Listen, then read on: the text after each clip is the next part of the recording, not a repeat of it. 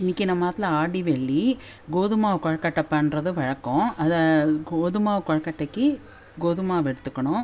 கொஞ்சோண்டு ஒரு pinch salt, ஒரு பிஞ்ச் மஞ்சப்பொடியும் போட்டுக்கணும், நல்ல காரியம் பண்ணுறதுனால. அதனால் அது மாவு மாதிரி பிசைஞ்சு, நல்லா சப்பாத்தி மாவு மாதிரி பிசைஞ்சு அதை நம்ம சப்பாத்தி மாதிரி எட்டுக்கணும். எட்டுட்டு சின்ன மூடி இருந்தாக்கா அதில் கட் பண்ணி ரவுண்டாக எடுத்து வச்சுக்கணும். அப்புறம் பூர்ணத்துக்கு தேங்காய், தேவையான அளவு வெல்லம், கொஞ்சம் ஏலக்காய் போட்டுட்டு பூர்ணம் கிளறி வச்சுக்கணும்.